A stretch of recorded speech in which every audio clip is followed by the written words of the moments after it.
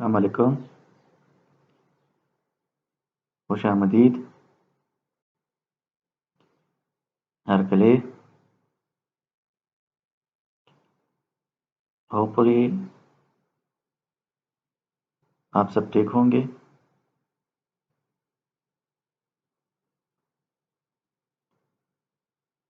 इश्तियाक अहमद आपसे मुखातिब हूँ।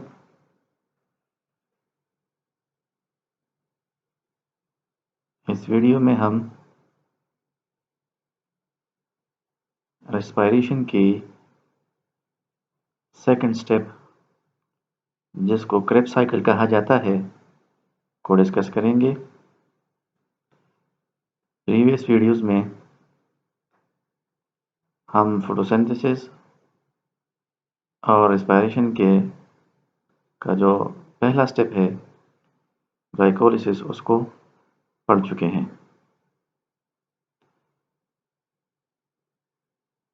चलिए जी, आगाज़ करते हैं। रेस्पिरेशन का दूसरा स्टेप उसको क्रेब्स साइकिल कहा जाता है। क्रेब्स साइकिल का दूसरा नाम ट्राई कार्बोक्सिलिक एसिड साइकिल भी है। ट्राई कार्बोक्सिलिक साइकिल या TCA शॉर्टली एब्रिविएटेड फॉर्म में इसको लिखा जाता है। इसको सिट्रिक एसिड साइकिल भी कहते हैं और ये सेल के माइटोकॉन्ड्रिया में जो है होता है जी। माइटोकॉन्ड्रिया आप जानते हैं सेल ऑर्गेनेली है, जिसको commonly powerhouse of cell भी कहा जाता है। तो ये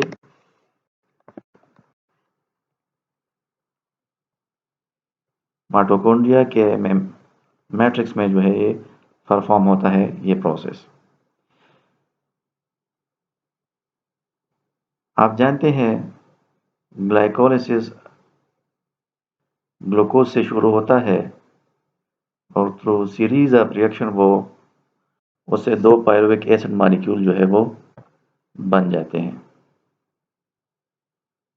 सही है, पायरुविक एसिड मॉलिक्यूल। जब पायरुविक एसिड मॉलिक्यूल बन जाते हैं तो ये मॉलिक्यूल नियर बाय माइटोकॉन्ड्रिया को ट्रांसफ़र हो जाते हैं और वहाँ इसमें जो है वो रिएक्शन होता है। रिएक्शन जो है वो एंजाइम की मौजूदगी में होता है। उस एंजाइम को जी डिहाइड्रोजिनेज कहते हैं। पायरुविक एसिड 3 कार्बन कंपाउंड है। आप नंबर गिन लें, कार्बन 1, कार्बन 2, कार्बन 3। तो पायरुवेट डिहाइड्रोजिनेज एंजाइम इससे हाइड्रोजन या कार्बन डाइऑक्साइड उससे रिमूव कर देते हैं CO2 फॉर्म में। देखिए जी, ये CO और कार्बन डाइऑक्साइड, तो ये मॉलिक्यूल जो है ये एंजाइम पायरुविक एसिड से रिमूव कर देते हैं। तो कहने का मतलब ये है कि एक कार्बन जो है कार्बन डाइऑक्साइड फॉर्म में वो आप पायरुविक एसिड ने लॉस कर दिया। सही। Exact formula CH3 C double bond O और यहाँ ये नेगेटिव क्या, यह हाइड्रोजन है, लेकिन वो आयनाइज फॉर्म में होता है ना, आप हाइड्रोजन यहाँ लिख भी सकते हैं। तो ये एंजाइम ये कार्बन डाइऑक्साइड मॉलिक्यूल क्या कर देते हैं, पायरुविक एसिड से रिमूव कर देते हैं। यहाँ आप देख ले, ये बाहर जो है वो से रिमूव हुआ है पायरुविक एसिड से। तो रिजल्टेंट कंपाउंड क्या 2 कार्बन रहा, कार्बन नंबर 1 और कार्बन नंबर 2। इस ग्रुप को 2 कार्बन कंपाउंड को एसिटाइल ग्रुप कहा जाता है। क्या जी, एसिटाइल ग्रुप। आप जो है गौर से ये बातें और ये स्टेप्स मुलाहिजा करें प्लीज़। अच्छा जी, जब ये रिएक्शन हो रहा होता है तो एक NAD+ मॉलिक्यूल होता है, सही, और उसके साथ साथ जी कोएंजाइम A मॉलिक्यूल वो भी इस रिएक्शन में हिस्सा लेता है और इस्तेमाल होता है। कोएंजाइम A का जो है स्ट्रक्चर हम मुलाहिजा करेंगे यहाँ ये उसका जो है एब्रीवेटेड फॉर्म दिया गया है COASH, S सल्फर और H हाइड्रोजन। ये सल्फ हाइड्राइल ग्रुप है, इस पॉइंट पर जो है ये कोएंजाइम ए रिएक्ट करता है। तो दैट्स वाई ये जो है सिर्फ SH मेंशन किया गया है और इस की जो बॉडी है वो नहीं दिखाई गई। तो डिहाइड्रोजनेज एंजाइम हाइड्रोजन भी रिमूव करता है और कार्बन डाइऑक्साइड जो है वो पायरुविक एसिड से रिमूव कर देता है। तो देख ले कार्बन डाइऑक्साइड निकला CO2 फॉर्म में, ये हाइड्रोजन रहा बाकी, सही है। और यहाँ कोएंजाइम SH है, इसके साथ भी हाइड्रोजन है। होपफुली आपको ये समझ आ रहा होगा। तो क्या होता है, कोएंजाइम ए इसिटाइल ग्रुप से रिएक्ट करेगा तो वो क्यों कर सकता है, जब ये हाइड्रोजन उससे रिमूव हो, ये हाइड्रोजन रिमूव हो जाए तब वो जो है यहाँ कार्बन के साथ अटैच होगा। और ये इस कार्बन के साथ ये हाइड्रोजन भी है, आप देख रहे हैं। तो ये हाइड्रोजन और ये हाइड्रोजन डिहाइड्रोजनेज रिमूव कर देते हैं और वो NAD से जो है वो रिएक्ट कर जाते हैं और NAD जो है वो कन्वर्ट हो जाता है NADH2 मॉलिक्यूल, सही। तो क्या होता है, ये सल्फर जो है डायरेक्ट कार्बन से बॉन्ड बना देता है इस तरतीब से CH3, ये देख ले CH3 C double bond O, ये सेम टू सेम है। ये सल्फर कहाँ से आया है, ये सल्फर है और इसके साथ कोएंजाइम A मॉलिक्यूल है। तो ये रिजल्टेंट कंपाउंड ये क्या बना, इसको एसिटाइल कोएंजाइम A मॉलिक्यूल हम कहते हैं। पायरुविक एसिड से acetyl coenzyme A first step में बनता है और साथ साथ भी एक NADH2 मॉलिक्यूल बनता है, एक कार्बन डाइऑक्साइड मॉलिक्यूल इसमें इवॉल्व होता है। होपफुली रिएक्शन नंबर फर्स्ट को आप समझ गए होंगे। इस कोएंजाइम ए को जो है थोड़ा सा स्टडी करते हैं, इसको मुलाहिजा करते हैं ताकि ये कंसेप्ट भी क्लियर हो जाए। देख ले ये कोएंजाइम ए का जो है सारा स्ट्रक्चर है। तो इसमें ये क्या है जी, ये फास्फोएडिनोसिन फॉस्फेट है, देख ले शुगर, ये एडिनिन और ये डाइफॉस्फेट, दो फॉस्फेट ग्रुप अटैच है। तो ये फास्फोएडिनोसिन फॉस्फेट है। देखिए कार्बन नंबर 3 पर फॉस्फेट ग्रुप भी अटैच है। ये जो पिंक कलर में दिखाया गया है ये ग्रुप ए पेंटोथेनिक एसिड है, वाइटामिन है ना, वाइटामिन ए पेंटोथेनिक एसिड। और जो इस मलहेका पेंटोथेनिक एसिड से मलहेका जो एक ग्रुप अब कंपाउंड जिसमें एच भी दिखाया गया है, इसको बीटा मार्केप्टो इथाइल अमीन कहा जाता है। बीटा मार्केप्टो इथाइल अमीन। तो ये सारा सारा कंपाउंड जो लिंकी कंपाउंड है, कम्प्लेक्स कंपाउंड है, ये क्या है, ये कोएंजाइम ए है, सही। देख ले ये HS सल्फर और हाइड्रोजन सल्फ हाइड्राइल ग्रुप ये बनाता है ना बॉन्ड। तो ये जो है ये इस पॉइंट पर ये कोएंजाइम ए रिएक्ट करता है, बाकी किसी पॉइंट पर ये रेक्टियोसाइड इसमें नहीं है, ओनली रेक्टियोसाइड जो है वो HS है। तो जब हम इसको लिखते हैं क्रेब साइकिल में या कोई और दूसरी जगह साइकिल्स वगैरह में, तो इसका जी ये HS वाज़ेह दिया जाता है और ये सारा पोर्शन जो है वो कोएंजाइम ए की शक्ल में लिखा जाता है। कोएंजाइम ए एस और एच, ठीक है। तो ये सिंपल कंपाउंड नहीं है, कम्प्लेक्स है, लेकिन चूंकि रिएक्शन इस H ग्रुप पर होता है तो वो बहुत ज़्यादा ज़रूरी हो जाता है। और ये जो है स्पेस सेव करने के लिए ये लिखना तो मुश्किल है ना, तो उसको हम कोएंजाइम ए शक्ल में लिख देते हैं। होपफुली आप इस पॉइंट को समझ गए होंगे। देख लीजिए ये कोएंजाइम ए के मॉलिक्यूल है, इसमें जो है वो एडेनोसिन डाइफॉस्फेट भी है, इसमें पेंटोथेनिक एसिड भी है और SH मैंने आपसे कहा कि SH वो थायोल ग्रुप है। तो इस पॉइंट पर चूंकि ये अटैच होता है दूसरे कंपाउंड के साथ, ये देख ले, तो हम इसको एब्रीवेटेड लिखते हैं और फुल साइज में इसको लिखना वो पॉसिबल नहीं है। होपफुली आप इस बात को समझ गए होंगे जी। एसिटाइल कोएंजाइम ए बना, साथ कार्बन डाइऑक्साइड मॉलिक्यूल, साथ NADH2 मॉलिक्यूल, आप इसको ज़हन नशीन रखते जाएं। नेक्स्ट क्या होता है, एसिटाइल कोएंजाइम ए जो है वो ऑक्सैलोएसिटेट या ऑक्सैलोएसिटिक एसिड कंपाउंड होता है वो माइटोकॉन्ड्रिया में, तो वो उससे रिएक्ट कर जाता है। एसिटाइल कोएंजाइम में ऑक्सैलोएसिटेट से रिएक्ट करता है in the presence of enzyme synthase enzyme है उसकी मौजूदगी में। तो ये इसमें कैसे होता है, आप इसको ज़रा तवज्जो से देख लीजिए। फर्स्ट स्टेप में जो है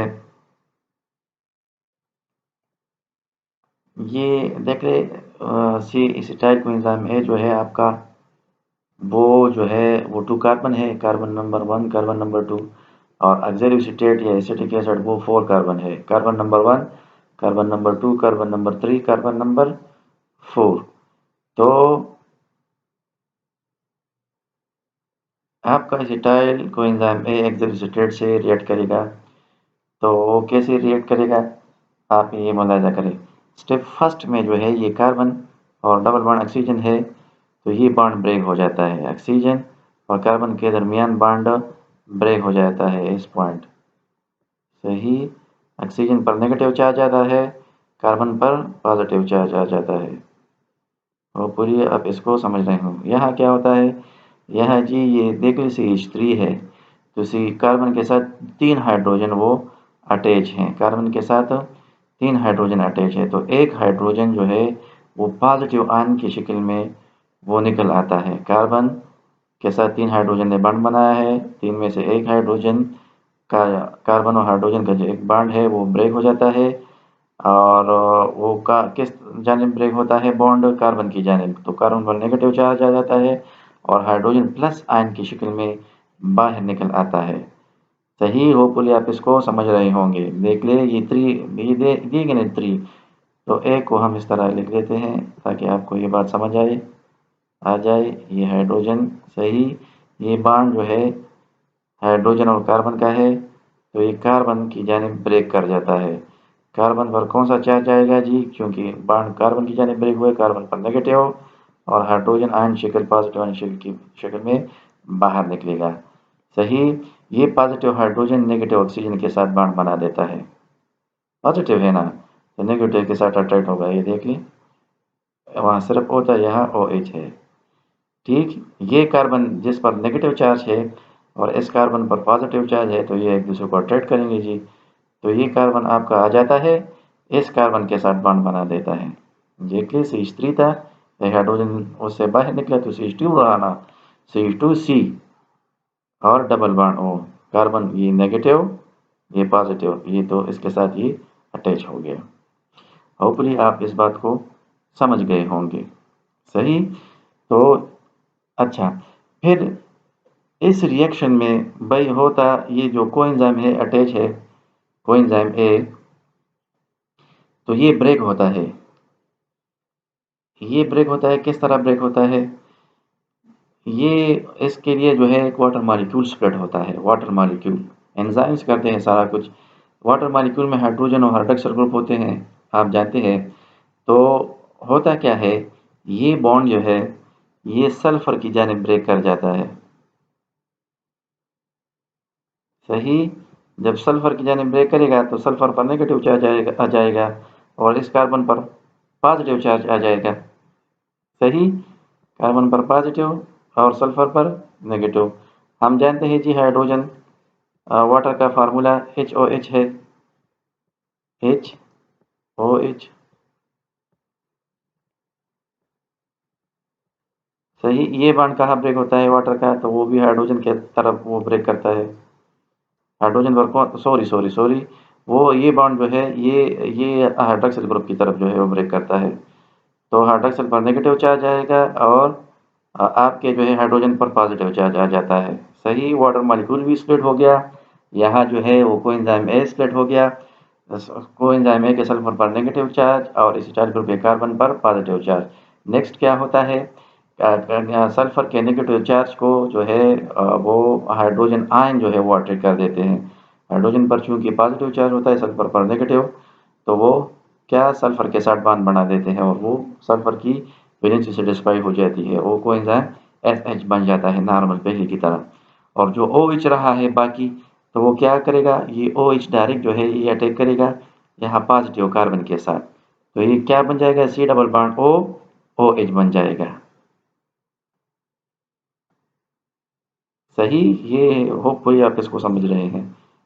ठीक है ना, ये पहले स्टेप में जो है ये एसिटाइल ग्रुप ये इस कार्बन के साथ अटैच हो गया। सही। फिर ये ओ कहाँ से आ गया है, तो ये हाइड्रोक्सिल ग्रुप है, ये यही हाइड्रोक्सिल ग्रुप है। आप इसको वीडियो को जो है पास पास कर जो है वो समझ आगे जाए और इसको समझे और स्टेप वीडियो को पास करें ताकि आप जो है कोई कन्फ्यूजन आपके जहन में ना रहे। आगे चलते हैं जी।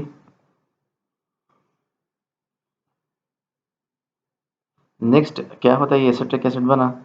सिट्रिक इस कंपाउंड को जो कि एसिटिक एसिड को एंजाइम में कंबाइन हुए, तो ये 2 कार्बन और ये क्या, ये 4 कार्बन, तो कौन 100 का को कितने कार्बन कंपाउंड बना है, 6 कार्बन कंपाउंड। इस 6 कार्बन कंपाउंड को क्या कहते हैं जी, सिट्रिक एसिड कहते हैं, या सिट्रेट भी इसको आप कह सकते हैं। सही है। रिएक्शन नंबर 2 में एंजाइम एक्विनेटेज आ जाते हैं और वो क्या करते हैं, ये कार्बन नंबर 2 पर हाइड्रोक्सिल ग्रुप अटैच है, ये आपको नजर आ रहा है। वो कार्बन नंबर 2 के हाइड्रोक्सिल ग्रुप को पिक करते हैं और कार्बन नंबर 3 पर ट्रांसफर कर देते हैं। ये देख ले, कार्बन नंबर 2 से ये कार्बन नंबर 3 पर शिफ्ट हुआ है हाइड्रोक्साइड ग्रुप, और इसका एक हाइड्रोजन जो है वो क्या हो जाता है, कार्बन नंबर 3 का हाइड्रोजन कार्बन नंबर 2 पर शिफ्ट कर देता है। मतलब हाइड्रोजन आयन और हाइड्रोक्साइड आयन पोजीशन चेंज कर देते हैं, उससे आइसोमर बन जाता है।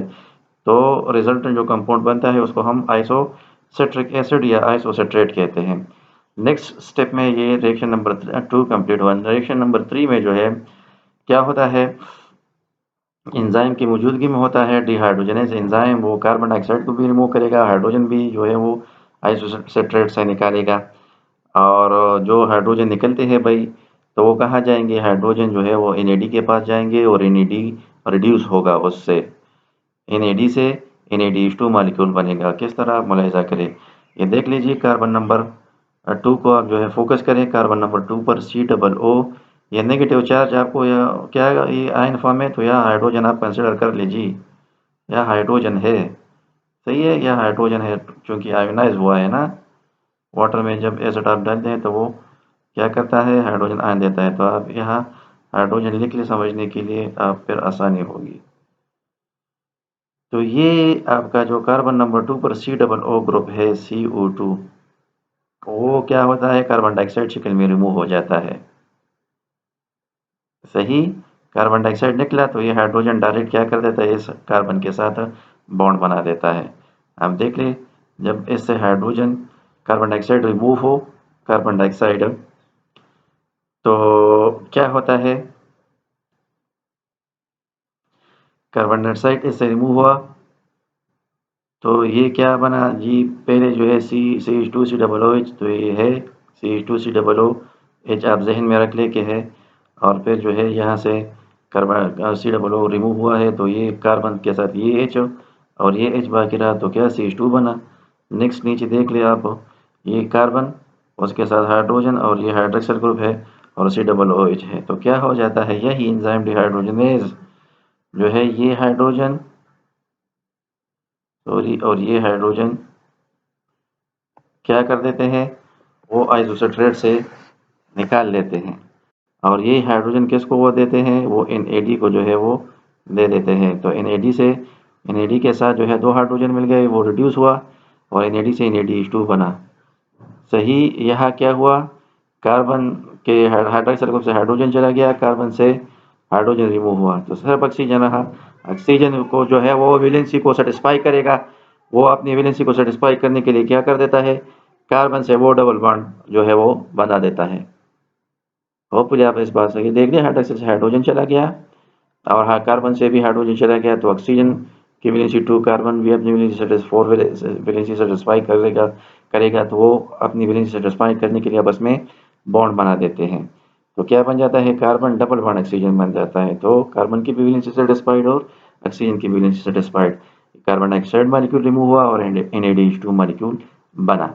नेक्स्ट स्टेप में जो है रिएक्शन नंबर 4 में क्या होता है जी, ये अच्छा जी, ये जो कार्बन आइसोसेट्रेट से जो है हाइड्रोजन भी निकले, कार्बन डाइऑक्साइड निकला, तो रिजल्टेंट कंपाउंड जो है वो 6 कार्बन नहीं रहा, अब 5 कार्बन कंपाउंड वो बन गया। अब कार्बन गिन ली, कार्बन नंबर 1 2 3 4 और 5, तो ये 5 कार्बन कंपाउंड है, इसको अल्फा कीटोग्लूटारिक एसिड कहते हैं या अल्फा कीटोग्लूटाराइड कहा जाता है। नेक्स्ट स्टेप में जो है कोएंजाइम ए मॉलिक्यूल आता है रिएक्शन नंबर 4 में, और वही जो है in the presence of enzymes होते हैं डिहाइड्रोजनेज एंजाइम। तो वो क्या करता है, कोएंजाइम ए को जो है वो अल्फा कीटोग्लूटारेट से मिलाता है, सही। और इस रिएक्शन में अल्फा कीटोग्लूटारेट से एक कार्बन कार्बन डाइऑक्साइड की फॉर्म में बी रिमूव होता है। तो क्या होगा, जब अल्फा कीटोग्लूटारेट से एक कार्बन कार्बन डाइऑक्साइड की फॉर्म में निकलेगा तो रिजल्टेंट कंपाउंड में 4 कार्बन रह जाएंगे, सही है।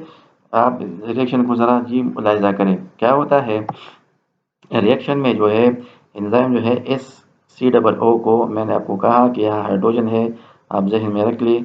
ये नेगेटिव चार्ज आपको जो है बता रहा है कि यहाँ हाइड्रोजन था, लेकिन आयन की शक्ल में क्या है वो आउट हो गया है। आप जहन में हाइड्रोजन को यहाँ रख ले। तो ये जो कार्बन नंबर 3 पर सी डबल ओ ग्रुप है, ये कार्बन डाइऑक्साइड की शक्ल में रिमूव हो जाता है, सही। नेक्स्ट क्या होता है, नेक्स्ट जो है ये हाइड्रोजन और ये कोएंजाइम ए का हाइड्रोजन एस एच के साथ जो ये हाइड्रोजन ये अटैच है, ये जो है ये क्या कहाँ चले जाते हैं, एनएडी के पास चले जाते हैं, NADH2 बना देता है। तो क्या बना जी, कार्बन डबल बॉन्ड ऑक्सीजन, इससे कार्बन डाइऑक्साइड भी निकला, हाइड्रोजन भी निकला, कार्बन की वजह से की ज़रूरत है, तो वो डायरेक्ट क्या सल्फर के साथ बॉन्ड बना देता है। तो आपका कंपाउंड चेंज हो जाता है और न्यू कंपाउंड किस शक्ल में आता है, तो उसमें यही CH2 ग्रुप C+O, और CH2 बिल्कुल सेम टू सेम यही है। यहाँ पर चेंज आ गया है, carbon double bond oxygen, carbon double bond oxygen same है, लेकिन वहाँ जो पहले अल्फा कीटोग्लूटारेट में COOH था, वो COOH का की जगह जो है वो सल्फर या कोएंजाइम ए ने जो है वो रिप्लेस कर ली।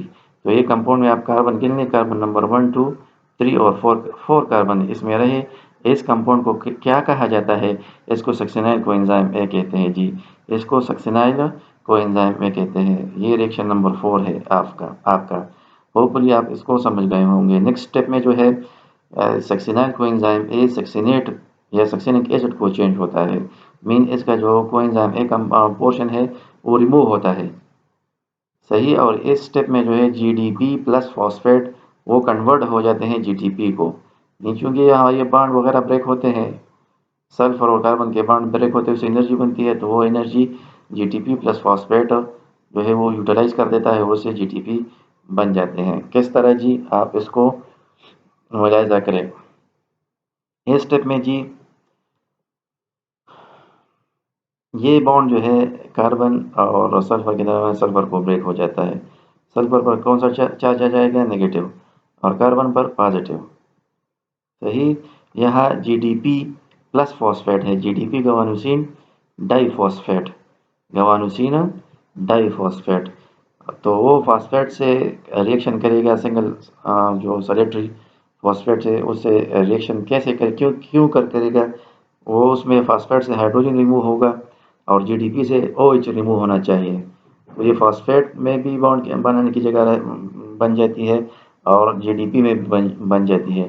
तो GDP से हाइड्रोक्साइड निकलना चाहिए, फॉस्फेट से हाइड्रोजन निकलना चाहिए, तभी ये रिएक्शन पॉसिबल है, अदरवाइज ये रिएक्शन पॉसिबल नहीं।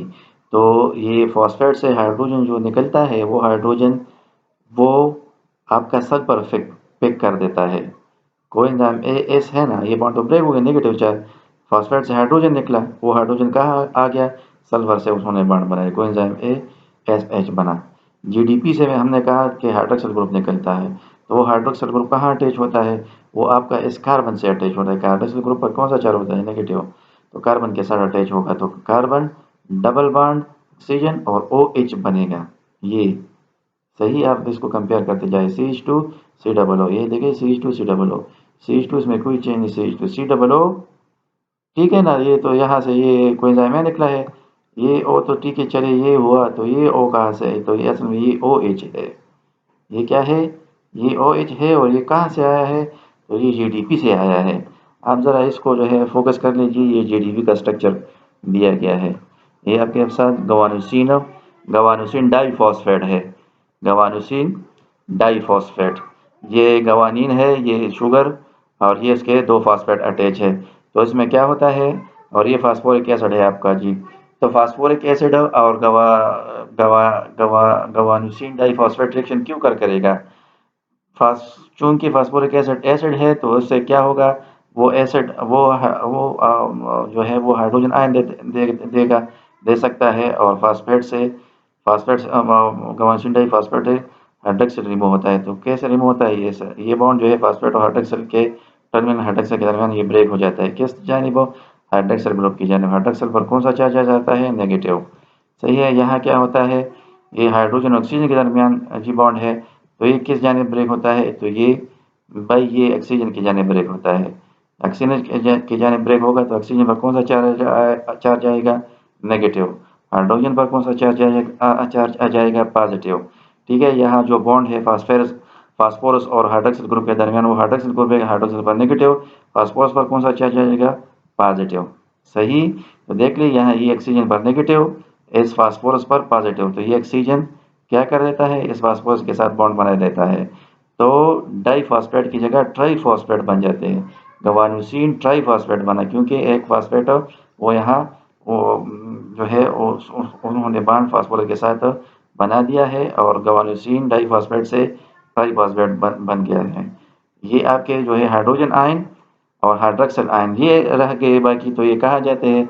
तो ये हम डिस्कस कर चुके हैं कि हाइड्रोजन जो है फास्फोरिक एसिड का, वो सल्फर के साथ अटैच हो गया है एसएच की शक्ल में, और जीडीपी से जो हाइड्रोक्सिल ग्रुप निकला है भाई, वो ये इस कार्बन के साथ जो है कोएंजाइमों को रिप्लेस कर देता है, वो कार्बन के साथ जो है वो अटैच हो गया OH की शक्ल में। सही। तो क्या हुआ जी, सक्सिनाइल कोएंजाइम ए कन्वर्ट हुआ सक्सीनेट को या सक्सीनिक एसिड को। सक्सीनिक एसिड कितने कार्बन है? 4 कार्बन। आप कार्बन गिन ले, carbon number 1, carbon number 2, carbon number 3, carbon number 4 ये बने। ये आपने बहुत फोकस करके जी पढ़ना है। ठीक है। तो मैं तो कोशिश कर रहा हूँ, लेकिन आप मुझसे ज़्यादा कोशिश करें इस पर। ये सक्सीनिक एसिड बना। नेक्स्ट स्टेप में जी सक्सीनिक एसिड आपका जो है कन्वर्ट होता है फ्यूमेरेट को, फ्यूमेरेट को फ्यूमेरेट या फ्यूमेरिक एसिड को। तो ये भी डिहाइड्रोजनेज की मदद से होता है। डिहाइड्रोजनेज क्या है? एंजाइम है। इस स्टेप में क्या होता है, ये कार्बन कार्बन इसके साथ 2 हाइड्रोजन अटैच है, इसके साथ भी 2 हाइड्रोजन अटैच है। डिहाइड्रोजनेज एक कार्बन जो है, एक हाइड्रोजन इस कार्बन से और एक हाइड्रोजन इस कार्बन से रिमूव कर देते हैं। 2 हाइड्रोजन रिमूव हुए तो वो 2 हाइड्रोजन किस कंपाउंड के साथ अटैच हो जाते हैं? FAD मॉलिक्यूल के साथ। FAD flavin adenine dinucleotide compound है जी, डाइन्यूक्लियोटाइड है। उसके साथ इसका एक हाइड्रोजन और इस कार्बन का एक हाइड्रोजन अटैच हुआ, तो FAD2 बना, मतलब FAD रिड्यूस हो गया। सही है। और जो यहाँ कार्बन से जो है एक हाइड्रोजन रिमूव हुआ है, यहाँ भी एक हाइड्रोजन रिमूव हुआ है, तो बॉन्ड की जो है वो गुंजाइश पैदा हो गई है। कार्बन कार्बन अपनी वैलेंसी सेटिस्फाई करने के लिए आपस में डबल बॉन्ड बना देते हैं। देख लीजिए, कार्बन CH डबल बॉन्ड बन गए, और ये जो है देखिए COOH और COOH, इसी तरह ये COOH और COOH ये ऑलरेडी यहाँ अटैच थी, तो वो अपनी जगह पर रहे। सही है। तो कार्बन कार्बन के माबेन जो है वो क्या हुआ? डबल बॉन्ड पैदा हो गया है। अब ये जी सक्सीनिक एसिड नहीं है, इसको हम फ्यूमेरेट या फ्यूमेरिक एसिड कहते हैं। कार्बन कार्बन है 4 कार्बन, लेकिन कार्बन कार्बन के माबेन जो है एक डबल बॉन्ड पैदा हो गया है। नेक्स्ट स्टेप में जो है फ्यूमेरेज एंजाइम वाटर मॉलिक्यूल को स्प्लिट करता है। हम जानते हैं वाटर में HOH होते हैं, तो क्या हो जाता है, वो ये बॉन्ड हाइड्रोक्सिल की जानिब स्प्लिट हो जाता है, या जो है इसमें हाइड्रोजन और हाइड्रोक्सिल आयन बन जाते हैं। ये हाइड्रोक्सिल और हाइड्रोजन आयन क्या करते हैं, इस डबल बॉन्ड को जो है वो ख़त्म कर देते हैं, सिंगल में कन्वर्ट कर देते हैं। किस तरह?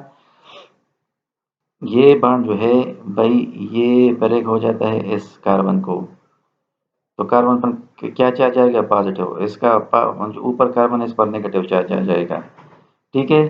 तो हाइड्रोक्सिल पर चूंकि नेगेटिव चार्ज है, तो वो सॉरी इस पर पॉजिटिव, ऊपर पॉजिटिव और नीचे जो है नेगेटिव आएगा। ये सॉरी। सही। तो चूंकि हाइड्रोक्सिल ग्रुप पर नेगेटिव चार्ज है, तो वो पॉजिटिव कार्बन से अटैच हो जाएगा ACH, और ये OH से अटैच हुआ है। नीचे जो हाइड्रोजन पर पॉजिटिव चार्ज है, और कार्बन पर नेगेटिव चार्ज आया हुआ है तो पॉजिटिव नेगेटिव अट्रैक्ट करते हैं। हाइड्रोजन जो है नीचे कार्बन के साथ अटैच हो गया है। यहाँ सिंगल CH था, अब क्या बना है CH2, और ये डबल बॉन्ड जो है वो सिंगल बॉन्ड को कन्वर्ट हो गया है। होपफुली आप इस बात को समझ गए होंगे। जो फ्यूमेराइड में डबल बॉन्ड बन गया था तो वाटर स्प्लिट हुआ, वाटर का हाइड्रोक्सिल ग्रुप एक कार्बन के साथ अटैच हुआ, उसका हाइड्रोजन दूसरे कार्बन के साथ अटैच हुआ, तो डबल बॉन्ड की ज़रूरत नहीं रही, डबल बॉन्ड कन्वर्ट हुआ सिंगल बॉन्ड को, और ये कंपाउंड जो बना तो ये फ्यूमेराइड नहीं रहा, बल्कि इसको हम अब मैलिक एसिड कहते हैं या मेलेट कहा जाता है। और इसका जो इसमें कार्बन आप गिन लें तो वही सेम टू सेम 4 कार्बन है जी। नेक्स्ट स्टेप में जो है डिहाइड्रोजनेज एंजाइम, रिएक्शन नंबर 8 में डिहाइड्रोजनेज एंजाइम क्या करते हैं जी, 2 हाइड्रोजन फिर इससे रिमूव कर देते हैं, और वो 2 हाइड्रोजन कौन पिक करता है, NAD मालिक्यूल को वो दे देता है, और NAD रिड्यूस हो जाता है NADH2 मालिक्यूल को। किस तरह देख लीजिए, ये हाइड्रोजन और ये हाइड्रोजन, ठीक, ये दोनों जो है ये एंजाइम रिमूव कर देते हैं, तो कार्बन से भी कार्बन का भी बॉन्ड ब्रेक हुआ, और ऑक्सीजन से भी एक बॉन्ड माइनस हुआ, और 2 हाइड्रोजन किस कहाँ चले गए, NADH2 वो बना गए। तो क्या होता है, ये कार्बन और ये ऑक्सीजन आपस में डबल बॉन्ड बना देते हैं, ये देख ली ऊपर, ठीक है ना, ये ऑक्सीजन और कार्बन ने ये डबल बॉन्ड बना देते हैं वैलेंसी सेटिस्फाई करने के लिए, क्योंकि वो हाइड्रोजन हाइड्रोजन दोनों ने रिलाइज किया है, तो ये तो अपने आप को सेटिस्फाई करेंगे ना। तो ऑक्सीजन और कार्बन सेटिस्फाई करने के लिए, स्टेबिलिटी हासिल करने के लिए आपस में डबल बॉन्ड बना देते हैं।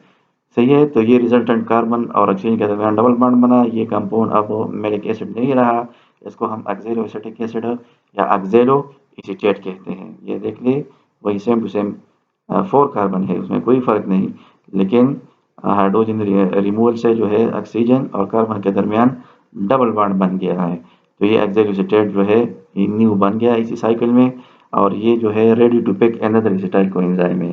देख लिए, हमने यहाँ से जो है रिएक्शन को स्टार्ट किया था ना, तो दूसरा एसिटाइल कोएंजाइम में रेडी हुआ होगा, और वो एक्सोल्यूसिटेट से जो है कंबाइन होगा, और थ्रू सीरीज ऑफ रिएक्शन जो है वो वापस एक्सोल्यूसिटेट जो है वो बनाएगा, और इस साइकिल में जो है NAD और FADH2 मॉलिक्यूल सारे ये जो है वो बनते रहेंगे।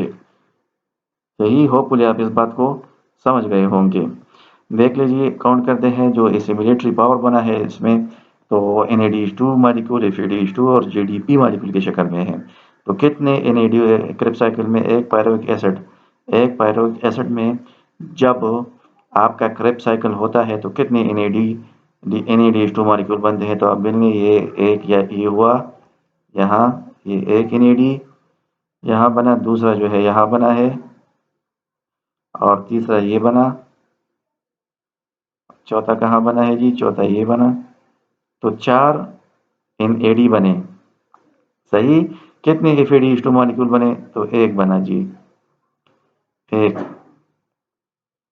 ठीक है। GDP मॉलिक्यूल जो है वो कितने बने, एक, 4 आपके NADH2 मॉलिक्यूल बने, NADH2 मॉलिक्यूल, या इसको इस तरह जो है लिख देते हैं, एक स्लाइड में इसको लिख देते हैं आपके जी भाई, 4 NADH2 कितने बने आपने काउंट कर लिया, आप फिर काउंट कर सकते हैं, कोई वो इशू नहीं है। 4 NADH2 मॉलिक्यूल बने, 4 FAD कितने बने, FADH मॉलिक्यूल जो है कितने बने, वो एक बना, और आपके जो है ATP कितने बने, GTP कितने बने, GTP मॉलिक्यूल ये भी एक बना। तो भाई होता क्या है, आपका जो NADH2 मॉलिक्यूल है, एक NADH2 मॉलिक्यूल जो है वो 3 ATP के बराबर है, एक NADH2 मॉलिक्यूल 3 ATP के बराबर है, एक NADH2 मॉलिक्यूल 3 ATP के बराबर है। सही, एक NADH2 मॉलिक्यूल 3 ATP के बराबर है, तो 4, जो 4 से वो 4 कितने ATP आपको देंगे, तो 4 को 3 से आप ज़रब देंगे तो ये 12 ATP आपके पास आ गए जी, 12 ATP। नेक्स्ट जो है आपका एक FADH2 मॉलिक्यूल, आपका एक इफ ADH2 मॉलिक्यूल जो है वो 2 ATP के बराबर है, 2 ATP के बराबर है, तो इफ ADH2 मॉलिक्यूल 1 बना, वो 1 2 के बराबर है, तो कितने ATP बने? 2 ATP, 2 ATP मॉलिक्यूल बने। नेक्स्ट जो है आपका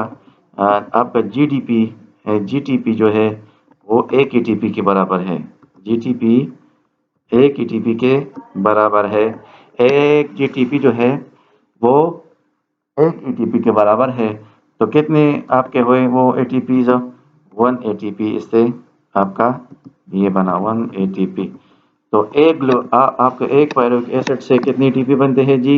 12 ATP जमा 2 इक्वल के 14, और एक जो है 15 ATP बनते हैं एक पायरुविक एसिड मॉलिक्यूल से।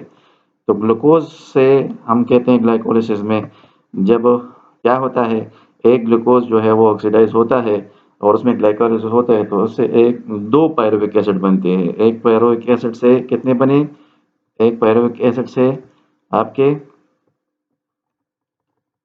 15 बने। एक पायरुविक एसिड से आपके 15 ATP जो है वो बने।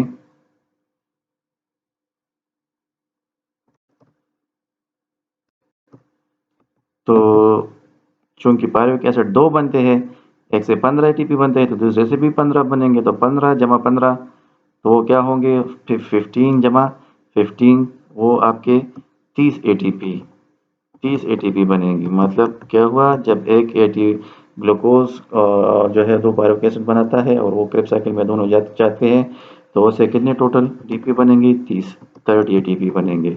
इससे पहले आप पढ़ चुके हैं ग्लाइकोलिसिस में जो है वो 8 बने थे ना, ग्लाइकोलिसिस में 8 ATP बने थे। नेट जो उसका जो प्रोडक्ट है, तो आप इसको सम अप कर ले तो वो 30 जमा 8 हो जाएगा, और इससे टोटल क्या आएगा? सम जो है 38। तो एक ग्लूकोज मॉलिक्यूल में जब रिस्पायरेशन होगा, ग्लाइकोलिसिस और क्रेब्स साइकिल, तो टोटल उससे कितने ATP बनेंगे? उससे 38 ATP बनेंगे। सही। होपफुली आप इसको समझ गए होंगे सारा, क्रेब्स साइकिल को स्टेप वाइज, और जो बॉन्ड कैसे बनते हैं और ब्रेक होते हैं, और जो एनर्जी बैलेंस है, इस प्रोसेस को सारा आप समझ गए होंगे। कोई मसला हो तो आप मुझसे कांटेक्ट कर सकते हैं थ्रू कमेंट, आप जो है मुझसे पूछ सकते हैं। और उम्मीद की जाती है कि आप इसको समझें। ठीक है, कोई फोकस ज़्यादा इसको दे, और फ्रिक्वेंटली वीडियो को पास करके आप देखें, और स्टेप को समझ कर जो है वो आगे स्टेप को आप जो है वो प्रोसीड करें। सुनने का, समझने का और टाइम देने का शुक्रिया जी। खुश रहे, आबाद रहे। शुक्रिया।